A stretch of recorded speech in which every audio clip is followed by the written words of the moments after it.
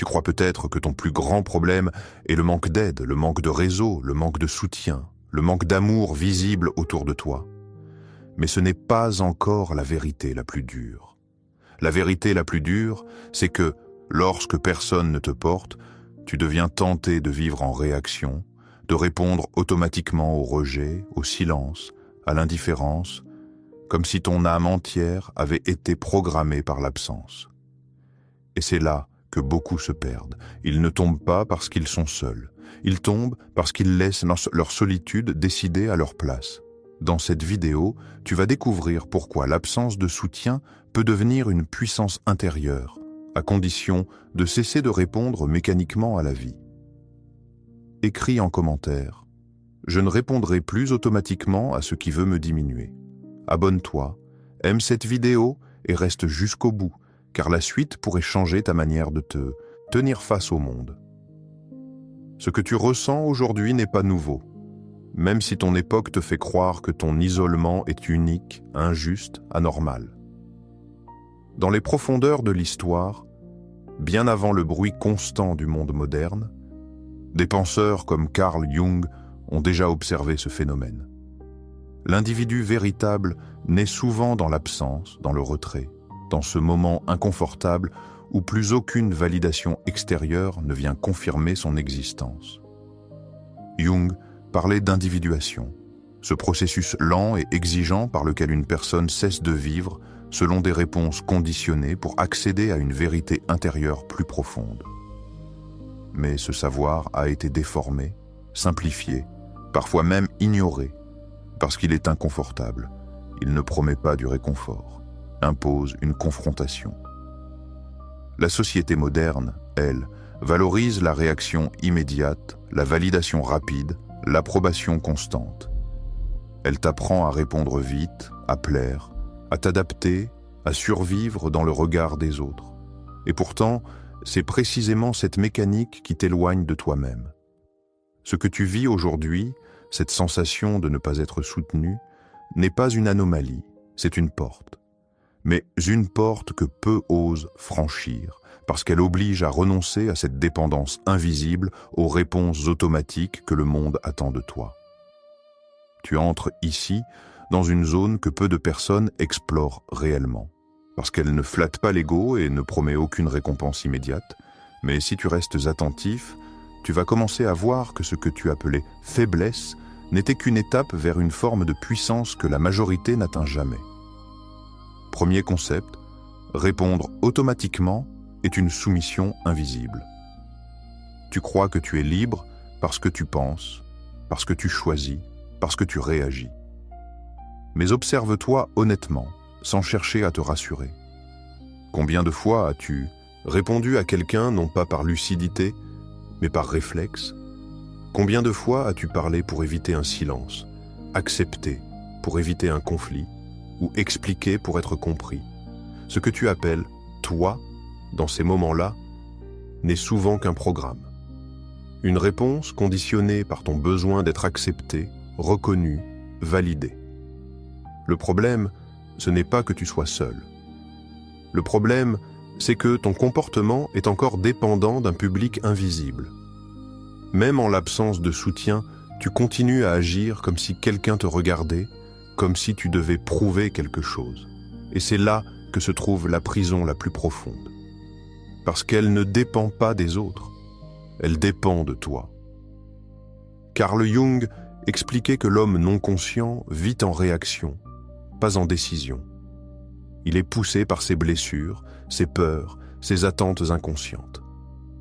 Et dans ton cas, l'absence de soutien a peut-être renforcé un mécanisme encore plus subtil. Tu réponds pour combler un vide, pour compenser une absence, pour ne pas ressentir pleinement ce que signifie être seul face à soi-même. Mais ce mécanisme te coûte plus que tu ne l'imagines. Chaque réponse automatique est une fuite. Chaque réaction impulsive est une abdication. Tu ne choisis pas ta vie, tu la subis à travers des micro-réactions invisibles.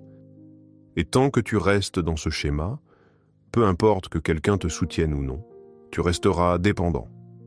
Alors pose-toi cette question sans te mentir. Est-ce que tu agis Ou est-ce que tu réponds simplement à ce que la vie te lance?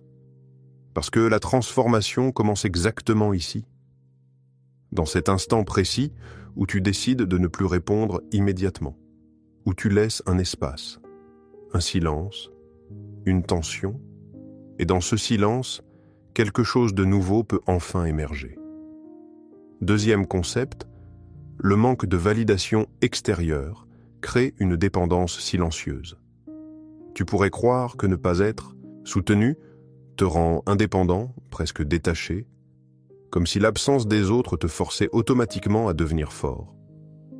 Mais c'est une illusion dangereuse, car l'absence de validation ne supprime pas le besoin de reconnaissance, elle le déplace, elle le rend plus subtil, plus intérieur, plus difficile à détecter. Et c'est là que beaucoup se trompent sans même s'en rendre compte. Lorsque personne ne te soutient, lorsque personne ne t'encourage, une tension invisible commence à s'installer en toi. Une tension entre ce que tu fais et le regard que tu n'as pas. Et dans cette tension, une question silencieuse apparaît. Est-ce que ce que je fais a de la valeur, même si personne ne le voit? Cette question, si elle n'est pas affrontée consciemment, devient une faille, une ouverture par laquelle ta stabilité intérieure commence à se fissurer. Tu peux alors tomber dans des formes de dépendance que tu ne reconnais pas immédiatement. Tu peux commencer à chercher des signes, des indices, des validations indirectes, un regard, une réaction, une reconnaissance tardive. Tu peux ajuster ton comportement, ton discours, ton énergie, dans l'espoir invisible que quelqu'un finira par remarquer. Et même si tu prétends être seul, même si tu dis ne dépendre de personne, ton système intérieur, lui, continue de fonctionner comme s'il attendait encore quelque chose. C'est là que se révèle une vérité inconfortable. L'absence de soutien ne te libère pas automatiquement. Elle teste la profondeur de ton attachement au regard des autres. Si tu n'as pas travaillé sur ce besoin, alors ton isolement ne te rend pas libre, il te rend instable. Tu deviens dépendant d'une validation qui n'arrive pas, et cette attente silencieuse épuise ton énergie, fragilise tes décisions, altère ta perception de toi-même. Et c'est précisément ce que peu de gens comprennent. Ils pensent souffrir parce qu'ils sont seuls, alors qu'en réalité, ils souffrent parce qu'ils n'ont pas encore appris à exister sans miroir. Ils ont besoin que quelqu'un reflète leurs valeurs pour y croire. Sans ce reflet, ils doutent, ils hésitent, ils ralentissent. Parfois même, ils abandonnent. Mais regarde bien. Si ta valeur dépend d'un regard extérieur, alors tu ne possèdes rien.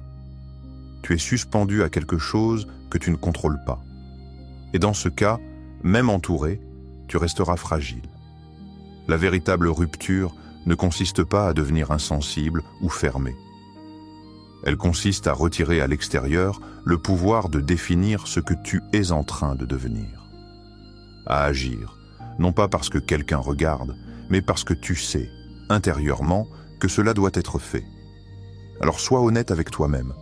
Quand tu avances, est-ce que tu avances pour construire quelque chose de réel, ou est-ce que tu avances encore dans l'espoir que quelqu'un, un jour, te valide? Parce que tant que cette question reste sans réponse, ta solitude ne sera jamais une force. Elle restera une attente déguisée. Troisième concept, la solitude t'oblige à rencontrer celui que tu évites. Il y a une chose que tu ne peux pas fuir indéfiniment, même si tu remplis ta vie de bruit, de distraction ou d'objectifs, toi-même. Et lorsque le soutien disparaît, lorsque les voix extérieures se taisent, lorsque plus personne ne vient te rassurer, t'encourager ou te distraire, quelque chose d'inévitable se produit. Tu te retrouves face à une présence que tu as toujours contournée, ta propre vérité. La plupart des gens ne se connaissent pas réellement.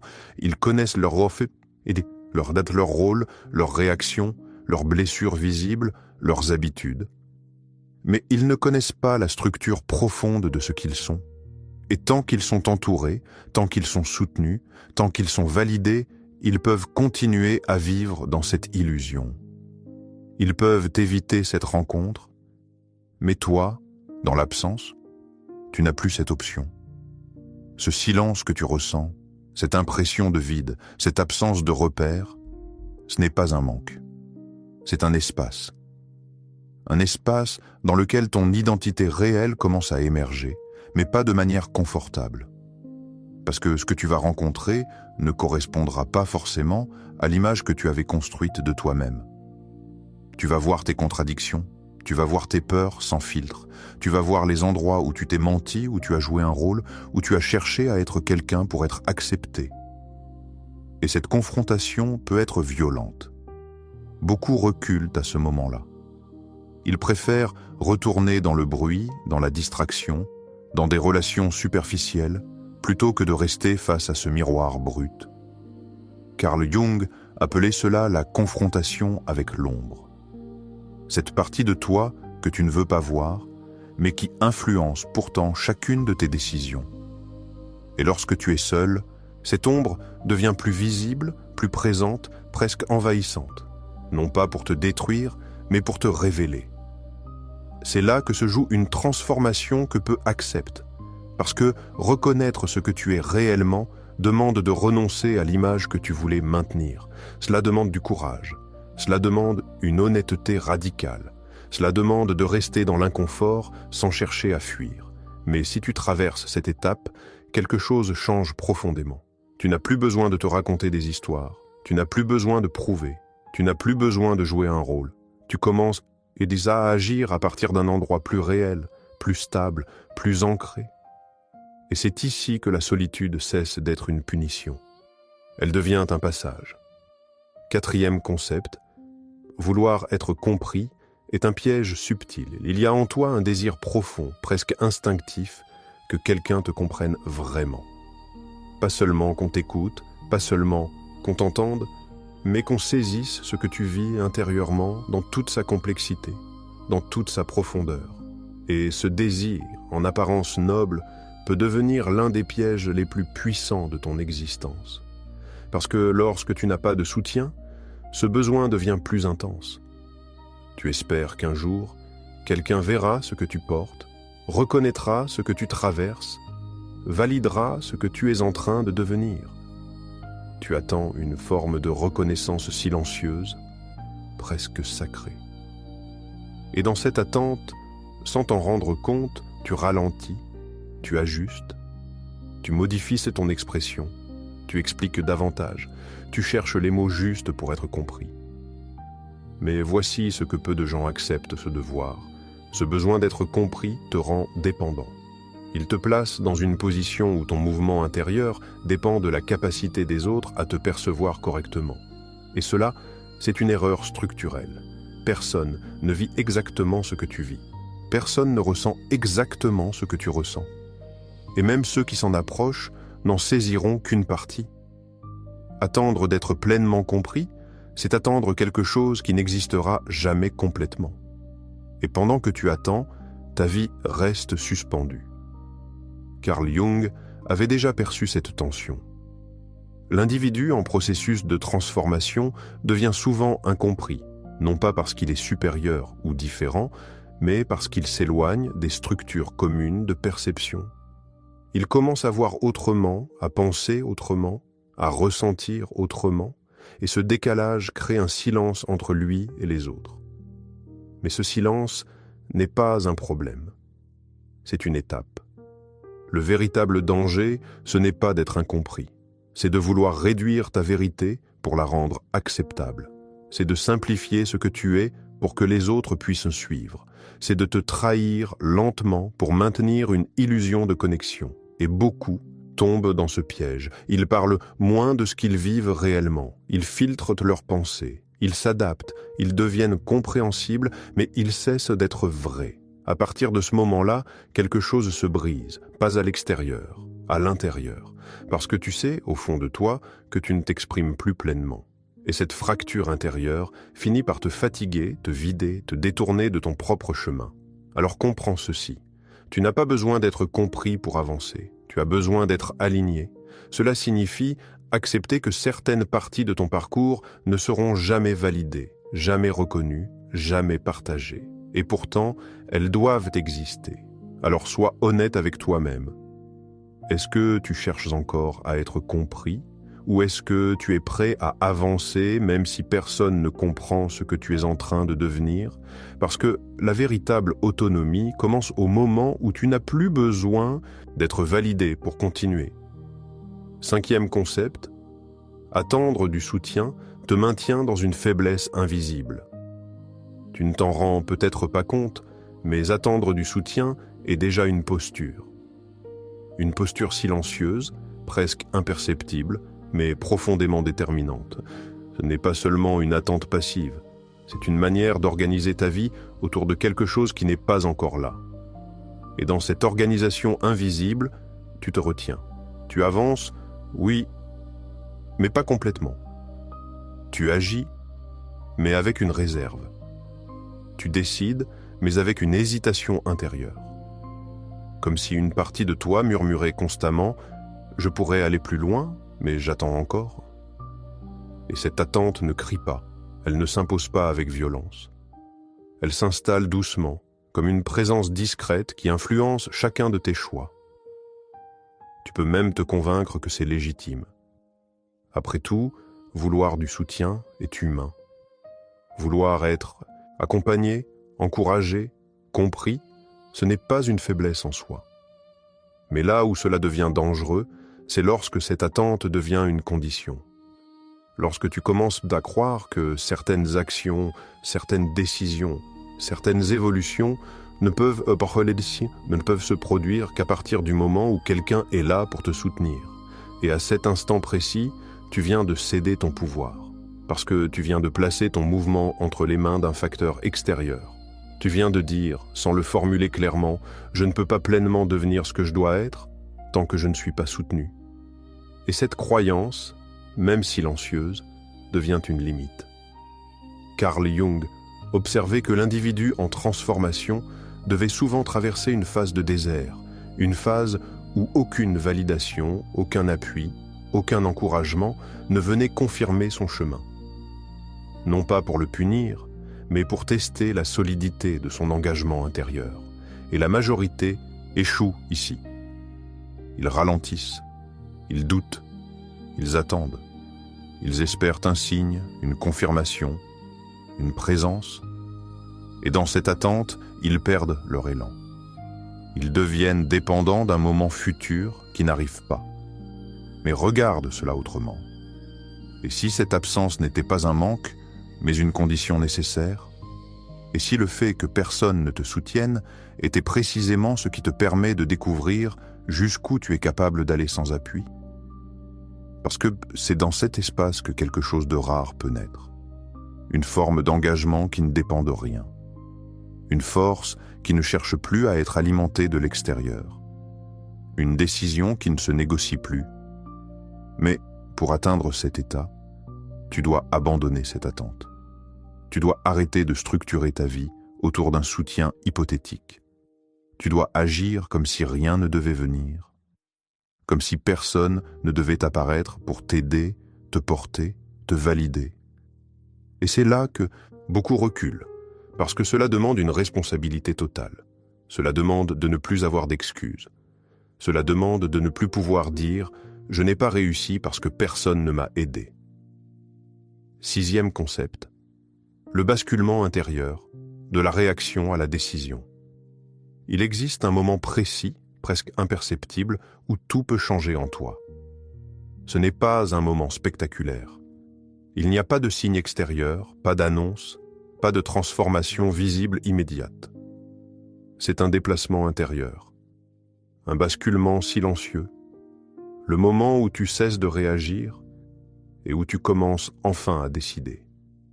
Avant ce moment, ta vie est gouvernée par ce qui t'arrive. Tu ajustes ton comportement en fonction des situations, des regards, des absences, des blessures. Tu penses choisir, mais en réalité, tu réponds. Tu réponds à l'indifférence en te fermant, tu réponds au rejet en te suradaptant, tu réponds au silence en te surexpliquant. Et tout cela crée une illusion de mouvement alors que tu restes prisonnier d'un système de réaction. Mais lorsque tu es seul, lorsque le soutien disparaît, lorsque plus rien ne vient influencer directement ton comportement, une opportunité apparaît. Une opportunité rare. Celle de reprendre le contrôle de l'origine de tes actions. Ce basculement ne consiste pas à devenir froid ou insensible. Il ne s'agit pas de ne plus ressentir, il s'agit de ne plus être dirigé par ce que tu ressens immédiatement. Il s'agit de créer un espace entre le stimulus et ta réponse. Un espace dans lequel tu peux observer, comprendre, choisir. Carl Jung parlait de la conscience comme d'un outil de transformation. Tant que tu n'es pas conscient de ce qui te pousse à agir, tu es condamné à répéter les mêmes schémas. Mais dès que tu vois, dès que tu reconnais, dès que tu mets de la lumière sur tes mécanismes, quelque chose change. Tu récupères une marge de manœuvre. Et cette marge de manœuvre est ton pouvoir réel. Parce qu'à partir de là, tu peux décider d'agir différemment. Non pas en fonction de ce que tu ressens sur le moment, mais en fonction de ce que tu veux réellement construire. Tu peux choisir de te taire au lieu de répondre. Tu peux choisir de continuer au lieu d'abandonner. Tu peux choisir de rester aligné au lieu de te disperser. Mais attention, ce basculement demande une discipline intérieure que peu acceptent, parce qu'il implique de ne plus suivre tes impulsions immédiates. Il implique de résister à l'envie de réagir, il implique de tolérer une forme de tension, d'inconfort, de silence. Et c'est précisément cette tension qui te transforme. Chaque fois que tu ne réponds pas automatiquement, tu renforces ta capacité à décider. Chaque fois que tu refuses de réagir impulsivement, tu consolides une structure intérieure plus stable. Et petit à petit, sans bruit, sans validation, sans reconnaissance, tu changes. Tu deviens moins dépendant, moins prévisible, plus ancré. Et à partir de ce moment, quelque chose de radical se produit. Tu n'es plus façonné par ton environnement. Tu commences à te façonner toi-même. Alors observe-toi attentivement. Dans tes prochaines interactions, dans tes prochains choix, dans tes prochains moments de tension, vas-tu continuer à réagir comme avant ou es-tu prêt à entrer dans ce basculement? Parce que c'est ici que commence une autre manière de vivre. 7e concept, l'autorité intérieure naît quand plus personne ne te porte. Il existe une forme de puissance que tu ne peux pas emprunter, que tu ne peux pas simuler, que tu ne peux pas recevoir de quelqu'un d'autre. Une puissance qui ne se donne pas, qui ne s'enseigne pas directement, qui ne s'obtient pas par imitation. Elle se construit dans un espace très précis, celui où plus personne ne te porte. Tant que tu es soutenu, même légèrement, une partie de toi reste dépendante. Pas forcément de manière visible, pas forcément de manière consciente, mais il y a toujours cette possibilité de te reposer, de t'ajuster, de te réorienter en fonction d'un appui extérieur. Et cela crée une structure fragile. Une stabilité conditionnelle, mais lorsque ce soutien disparaît complètement, lorsque tu te retrouves seul face à tes décisions, face à tes doutes, face à tes échecs, quelque chose d'essentiel devient inévitable. Tu dois te positionner, tu ne peux plus attendre, tu ne peux plus te cacher derrière une absence d'aide, tu ne peux plus déléguer la responsabilité de ton mouvement, tu es confronté à une seule réalité. Soit tu avances, soit tu t'arrêtes, et personne ne viendra compenser ce choix à ta place. C'est ici que naît ce que peu atteignent réellement, l'autorité intérieure. Carl Jung évoquait cette capacité de l'individu à devenir une référence pour lui-même. Non pas dans un sens arrogant ou fermé, mais dans un sens profondément ancré. Un état dans lequel tu n'as plus besoin de te comparer constamment, de te justifier, de chercher une validation externe pour confirmer que tu es sur le bon chemin. Mais cette autorité ne se construit pas dans le confort. Elle se forge dans l'incertitude.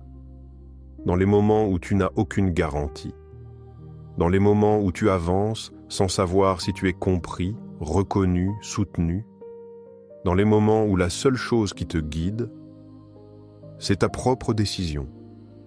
Et c'est précisément pour cela que la plupart des gens ne l'atteignent jamais, parce qu'ils évitent cet espace. Ils cherchent du soutien avant d'agir. Ils attendent de la clarté avant de décider. Ils veulent des garanties avant de s'engager. Mais l'autorité intérieure ne fonctionne pas ainsi. Elle naît lorsque tu agis sans certitude extérieure, lorsque tu continues sans validation, lorsque tu assumes pleinement le fait que personne ne viendra confirmer que tu fais bien. Et à partir de là, quelque chose change profondément dans ta posture. Tu ne cherches plus à être porté, tu ne cherches plus à être validé, tu ne cherches plus à être compris à tout prix. Tu avances, calmement, silencieusement, fermement. Et ce qui est paradoxal, c'est qu'à partir du moment où tu atteins cet état, le regard des autres perd son pouvoir. Non pas parce qu'il disparaît, mais parce qu'il n'est plus nécessaire. Tu n'as plus besoin qu'on te dise que tu es sur le bon chemin. Tu le sais, parce que c'est là que tout se joue. Maintenant, entre dans cette seconde partie avec attention, car ici, il ne s'agit plus seulement de comprendre, mais de voir ce que tu évitais jusqu'à présent. Tu vas commencer à sentir que ce que tu appelais souffrance contenait déjà une structure cachée, une logique silencieuse, un ordre que ton esprit n'avait pas encore reconnu, et si tu restes attentif, tu verras que ce que tu rejetais pourrait devenir la base même de ton élévation. Premier approfondissement, l'ego transforme l'absence de soutien en blessure personnelle. Ce que tu ressens lorsque tu n'es pas soutenu ne vient pas uniquement de l'extérieur. Il ne vient pas simplement du fait que les autres ne sont pas là. Il vient de l'interprétation que ton esprit donne à cette absence. Et cette interprétation est profondément influencée par ton ego. L'ego, dans sa structure la plus subtile, cherche constamment à maintenir une image cohérente de toi-même. Il veut que tu te sentes reconnu, important, légitime. Il veut que ton existence ait une confirmation visible. Et lorsque cette confirmation ne vient pas, il ne reste pas neutre. Il réagit. Mais il ne réagit pas en disant simplement « il n'y a pas de soutien ». Il transforme cette réalité en une narration beaucoup plus lourde. Il te fait croire que cette absence signifie quelque chose sur ta valeur. Il insinue que si personne ne te soutient, c'est peut-être parce que tu ne mérites pas d'être soutenu. Et cette idée, même si elle est fausse, s'infiltre profondément. C'est ainsi que naît la blessure. Non pas une blessure causée directement par les autres, mais une blessure construite par ton interprétation intérieure. Une blessure qui se renforce à chaque silence, à chaque absence, à chaque moment où rien ne vient confirmer ton chemin. Carl Jung expliquait que l'ego est incapable de supporter le vide. Il cherche du sens, même là où il n'y en a pas.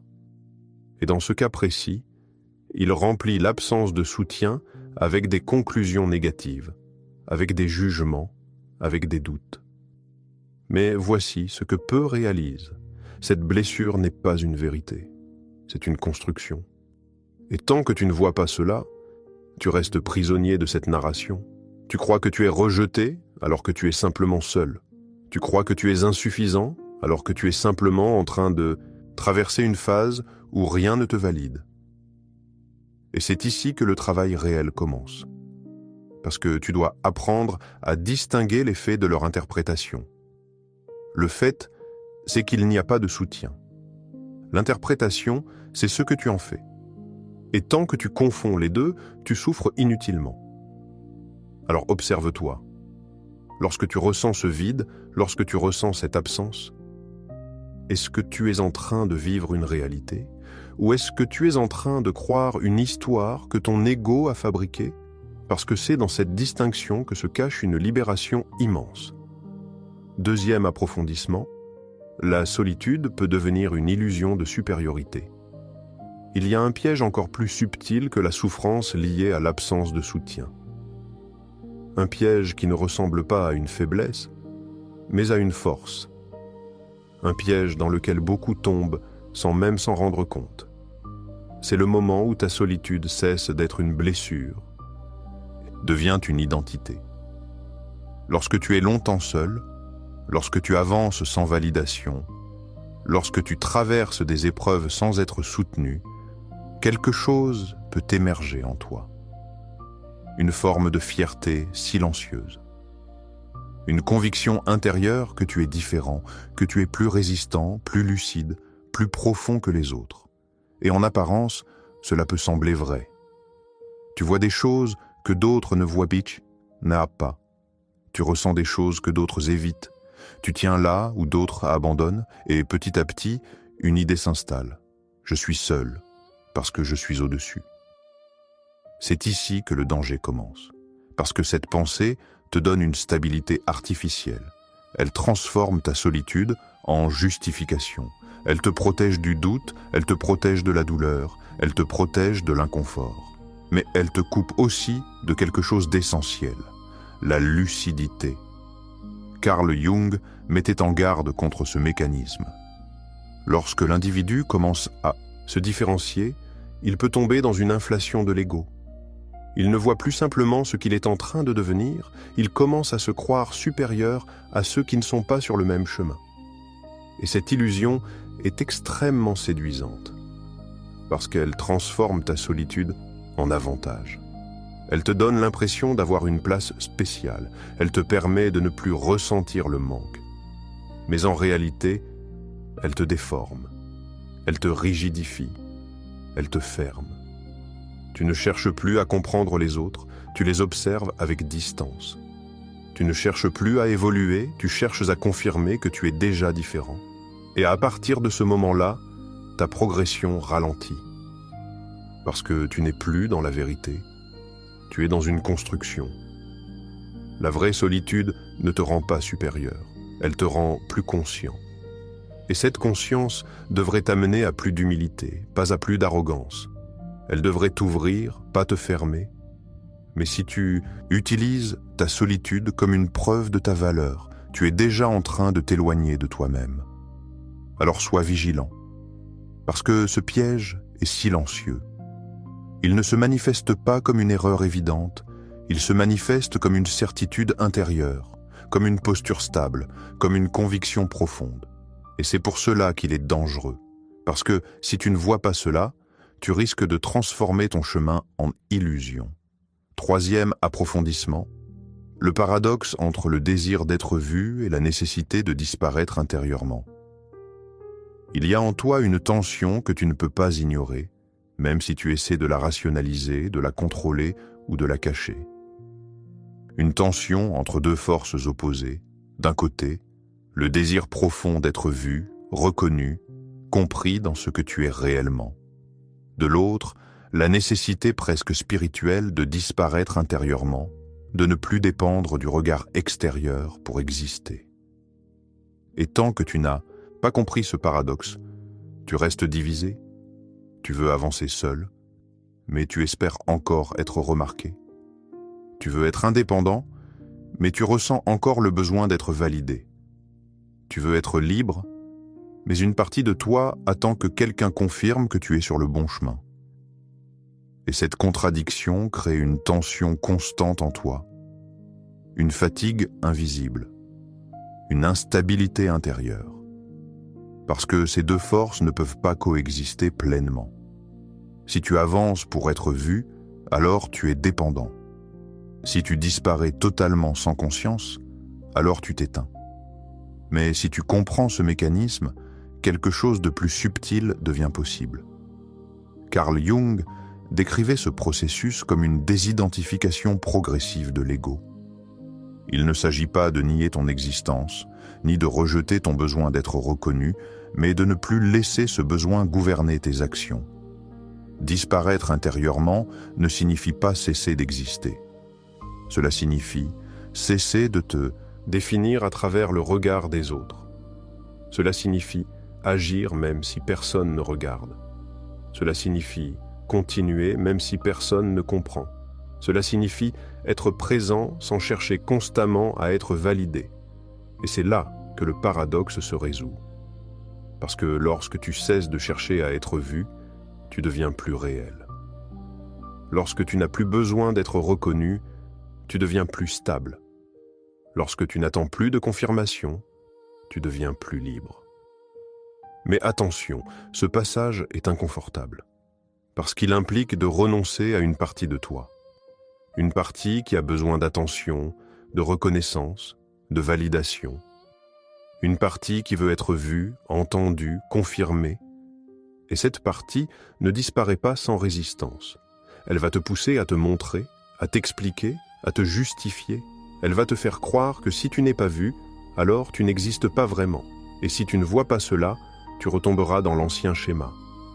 Mais si tu tiens, si tu observes, si tu refuses de céder immédiatement à ce besoin, quelque chose de nouveau émerge.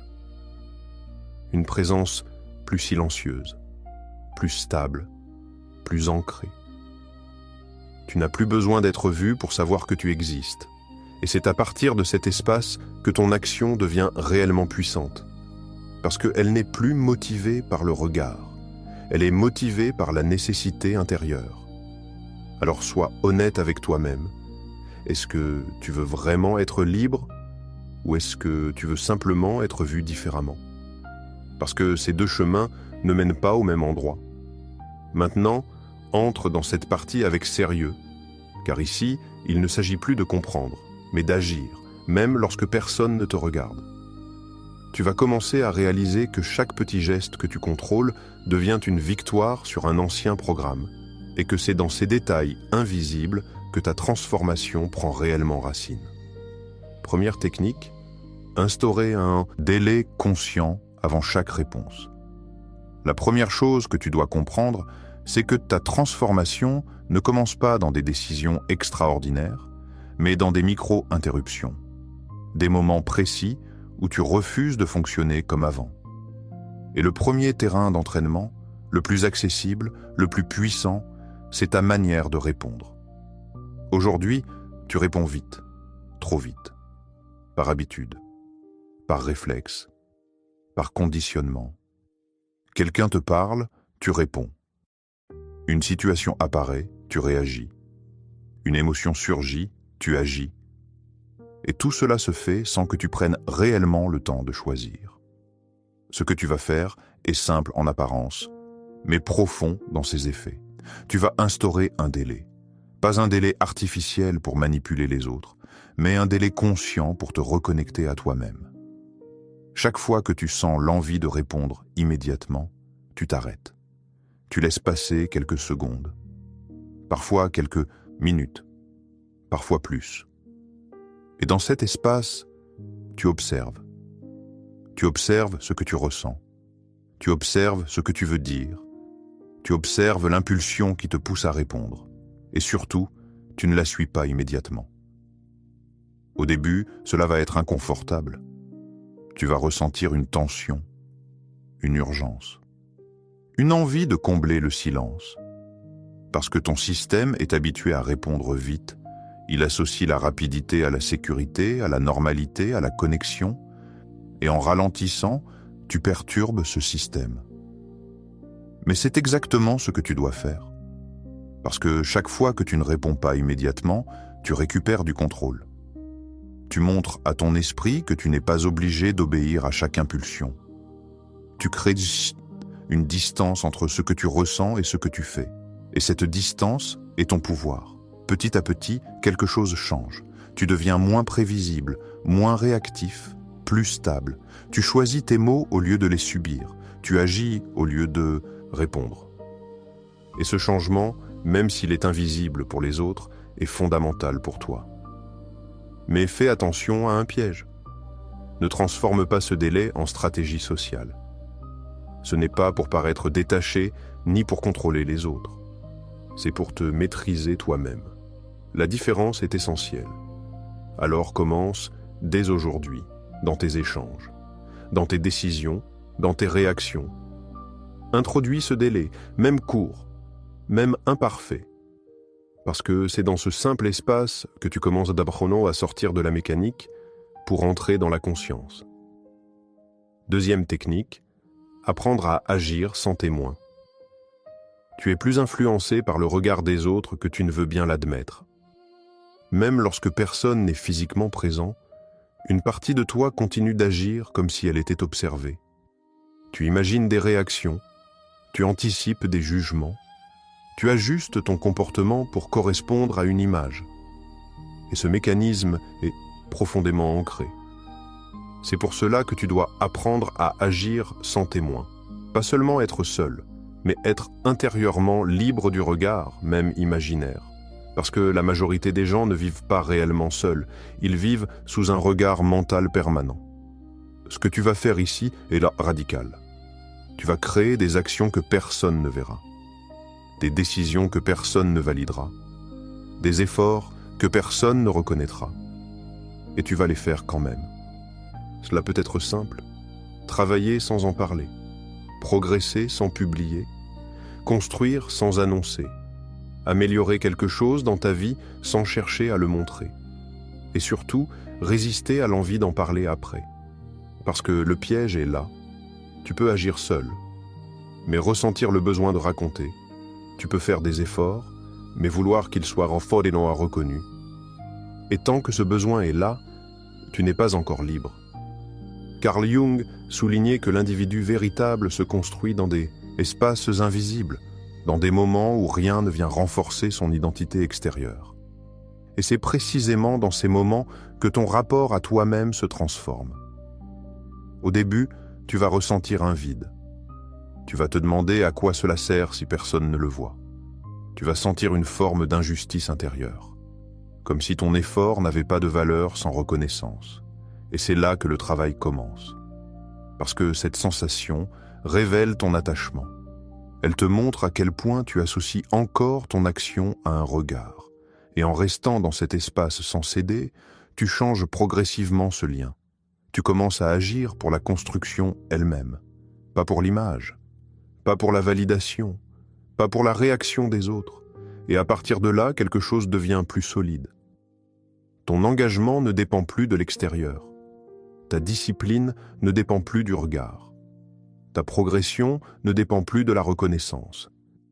Tu deviens autonome dans ton mouvement. Mais attention, cette pratique demande de la rigueur, parce que personne ne te surveille, personne ne te pousse, personne ne te rappelle à l'ordre. Et c'est précisément là que tu peux te trahir facilement.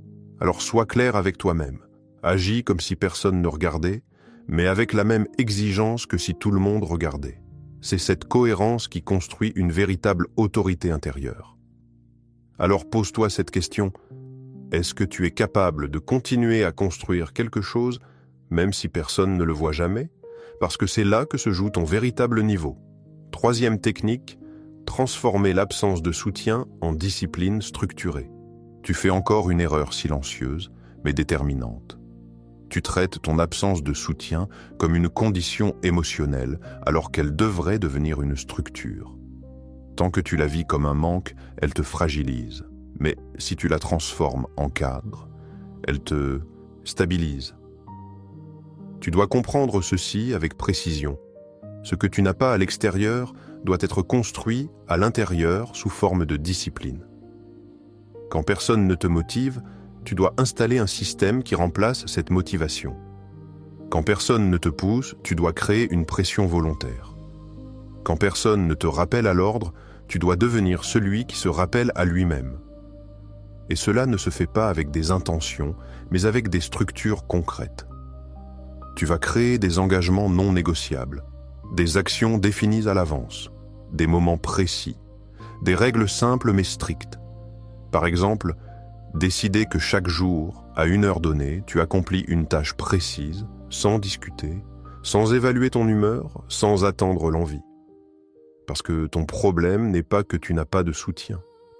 Ton problème, c'est que tu attends encore que quelque chose en toi se déclenche naturellement.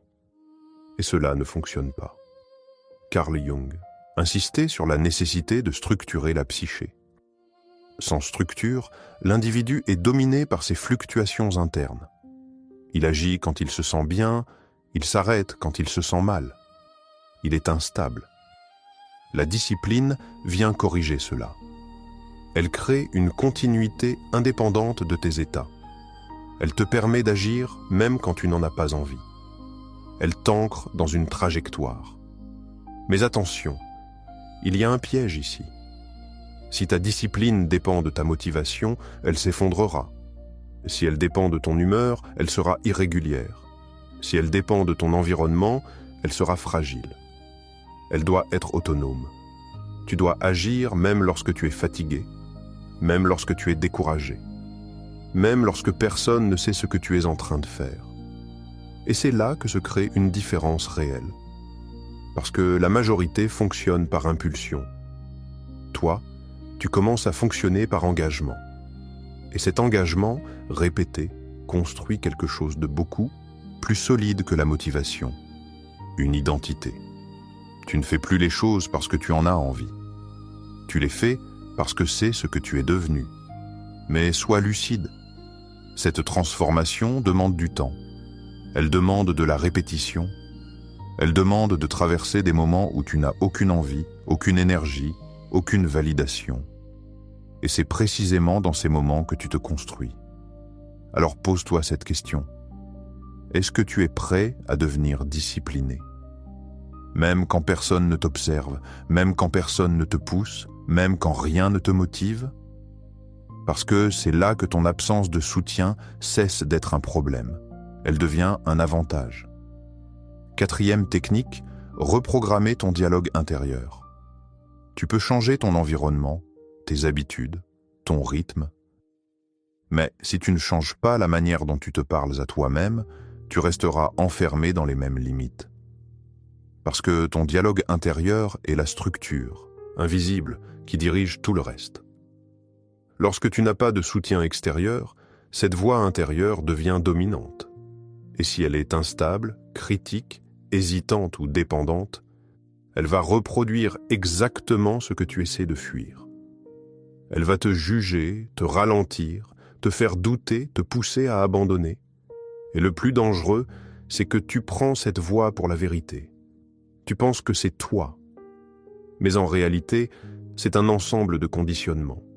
Des phrases que tu as entendues, des réactions que tu as intégrées, des croyances que tu n'as jamais remises en question. Et tant que tu ne vois pas cela, tu continues à obéir à un système qui ne t'appartient pas vraiment. Carl Jung parlait de la nécessité de rendre conscient ce qui est inconscient. Parce que ce qui n'est pas vu te dirige, et ton dialogue intérieur, s'il n'est pas observé, devient un pilote automatique. Alors voici ce que tu vas faire. Tu vas commencer à écouter cette voix. Pas pour la croire, pour la comprendre. Chaque fois que tu ressens un doute, un ralentissement, une hésitation, tu t'arrêtes et tu identifies la phrase qui est en train de tourner dans ton esprit. Je ne suis pas prêt. Ce n'est pas le bon moment. Je n'y arriverai pas. Personne ne me soutient. Et une fois que tu l'as identifiée, tu ne la laisses pas passer. Tu la confrontes. Pas avec une affirmation vide, pas avec une illusion positive, mais avec une réalité choisie. Tu remplaces cette phrase par une direction. Je continue malgré l'incertitude. Je construis même sans validation. Je décide d'avancer. La différence est essentielle.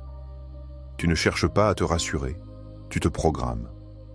Petit à petit, en répétant ce processus, tu modifies ton système interne.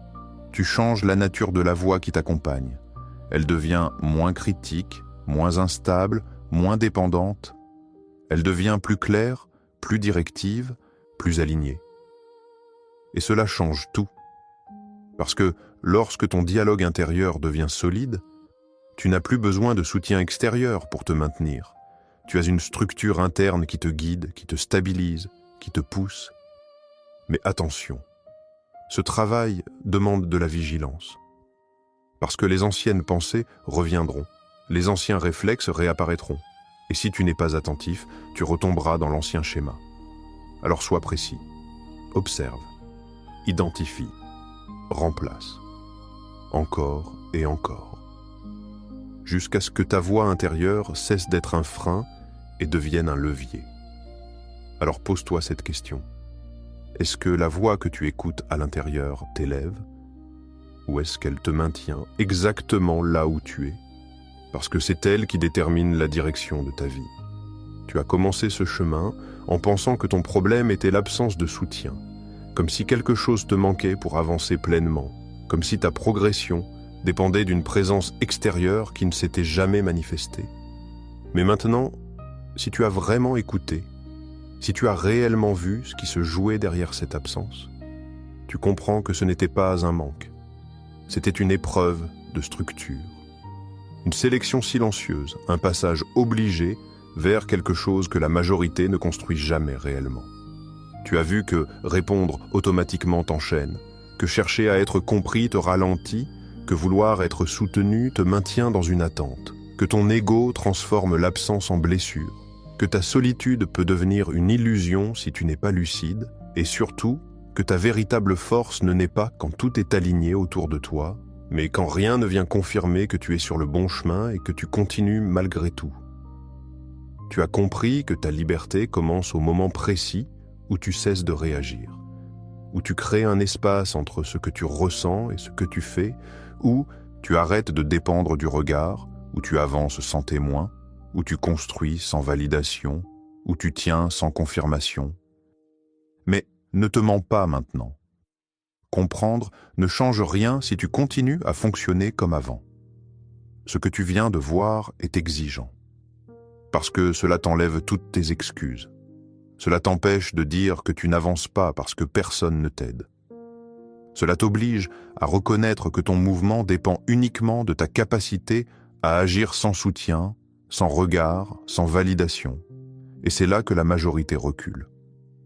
Parce que cela demande une responsabilité totale. Cela demande de continuer quand tu es fatigué, de rester aligné quand tu es incompris, de décider quand tu doutes, de construire quand personne ne regarde, de persister quand rien ne te confirme que tu es sur le bon chemin. Mais si tu tiens, si tu appliques, si tu incarnes ne serait-ce qu'une partie de ce que tu viens d'entendre, alors quelque chose de radical va se produire. Tu ne chercheras plus à être porté. Tu ne chercheras plus à être validé. Tu ne chercheras plus à être compris à tout prix. Tu avanceras. Et cette manière d'avancer est différente. Elle est plus lente parfois, plus silencieuse, plus invisible, mais elle est réelle. Elle ne dépend pas des circonstances. Elle ne dépend pas des autres. Elle ne dépend pas de l'environnement. Elle dépend de toi. Alors voici la seule question qui compte maintenant. Et elle ne demande pas une réponse dans les commentaires, elle demande une réponse dans tes actes. Es-tu prêt à devenir celui qui avance, même quand personne ne le soutient, même quand personne ne le voit, même quand personne ne le comprend? Parce que si ta réponse est oui, alors tu n'as plus besoin d'attendre quoi que ce soit. Tu as déjà commencé.